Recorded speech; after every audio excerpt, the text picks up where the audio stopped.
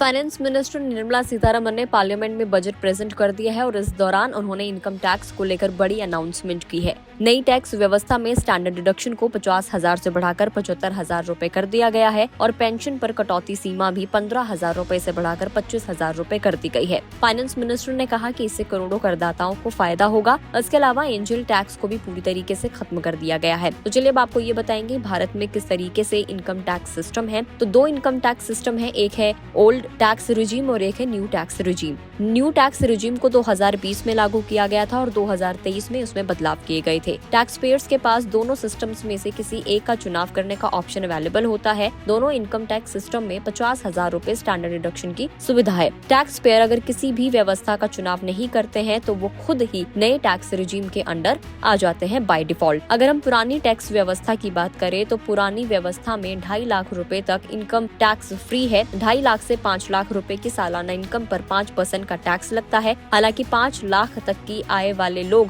IT अधिनियम की धारा 87A के अंडर 12,500 रूपए की छूट का दावा कर सकते हैं। इसके बाद 5 से 10 लाख रुपए की इनकम पर 20% और 10 लाख से ऊपर इनकम पर 30% टैक्स है। अगर हम नई व्यवस्था की बात कर लें तो नई व्यवस्था में 5 टैक्स स्लैब हैं, जिसमें से 7 लाख तक कोई टैक्स नहीं है और 50,000 रूपए तक का स्टैंडर्ड डिडक्शन का लाभ मिलता है। इसीलिए 7.5 लाख तक इनकम टैक्स फ्री हो जाती है। इसके बाद 3 से 6 लाख रुपए की इनकम पर 5%, 6 से 9 लाख की इनकम पर 10%, 9 से 12 की इनकम पर 15%, 12 से 15 20% और 15 लाख से ऊपर 30% का टैक्स देना होता है। तो अब इसमें बदलाव ये हुआ है कि सरकार ने न्यू टैक्स रिजीम में स्टैंडर्ड डिडक्शन की लिमिट को 50,000 से बढ़ाकर 75,000 रूपए कर दिया है। तो इससे आम आदमी की टैक्स फ्री इनकम जो है न्यू टैक्स रिजीम में वो 7.75 7,75,000 रूपए हो जाएगी। वीडियो में इतना ही।